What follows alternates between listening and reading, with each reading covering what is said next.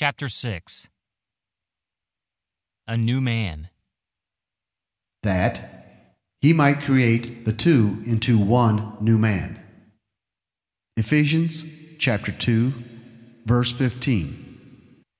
That you be renewed in the spirit of your mind, and put on the new man, which in the likeness of God has been created in righteousness and holiness of the truth. Ephesians chapter 4, verses 22 through 24.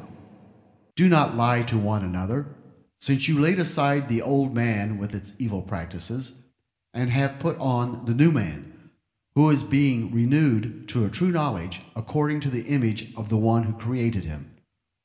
A renewal in which there is no distinction between Greek and Jew, circumcised and uncircumcised, barbarian, Scythian, slave and free man, but Christ is all and in all.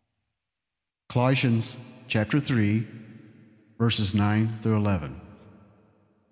As we saw in chapter 5, each of the passages quoted above is very significant in describing regeneration as a creative act of God. But another facet of regeneration is also made clear in these verses. Regeneration is the creation of a new man.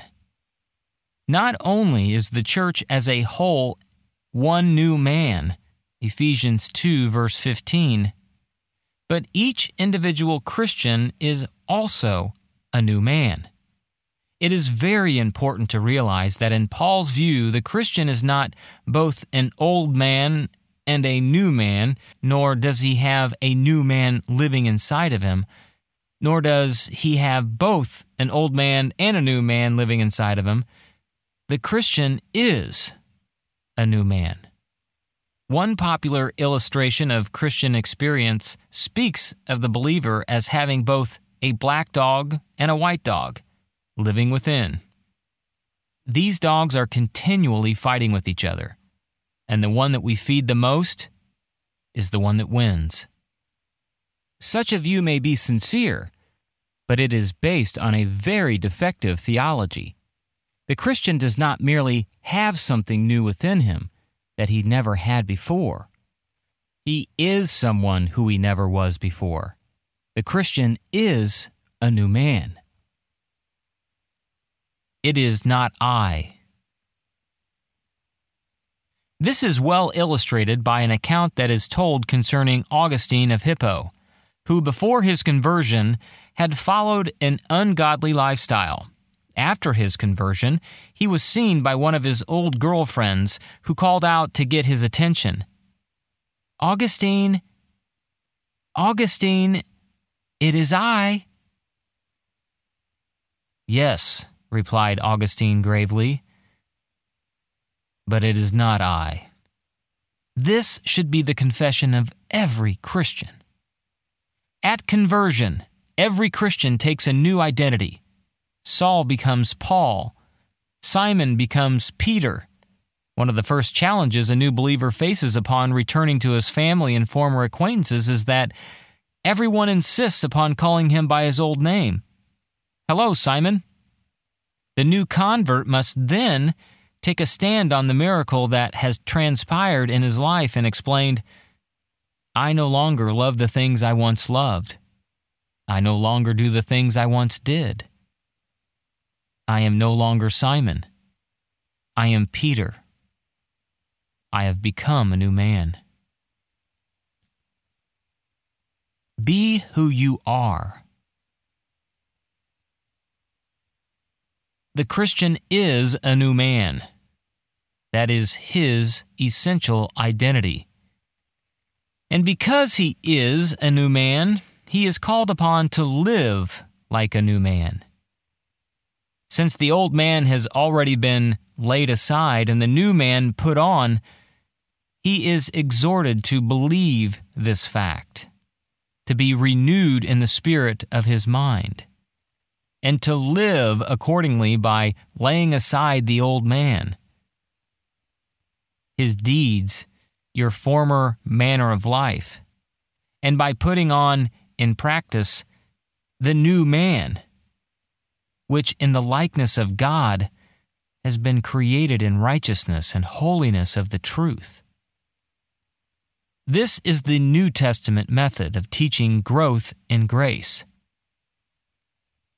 Realize who you really are, and then be who you are.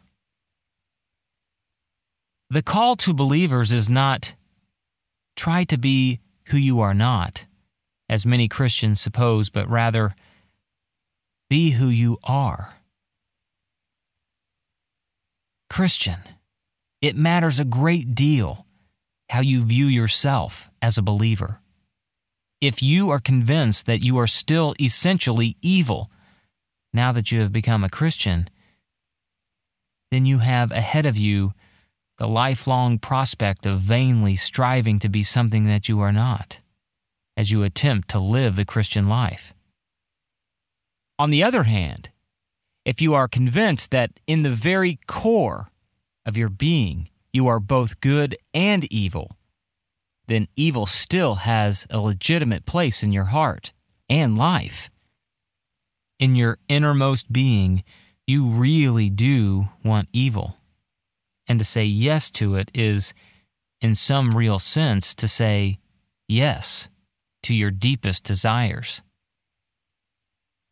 Neither of these views is biblical. The essential truth about every Christian is that he is a new man. At the very center of his being, he has been created in righteousness and holiness. When he says no to sin, he is saying yes to his true self. The flesh. The ultimate reality for every Christian is that he is a new man. But it is not the only reality. Though the Christian has become a new person in his innermost being, he has not yet been totally redeemed. Sin still tries to reign in his mortal body.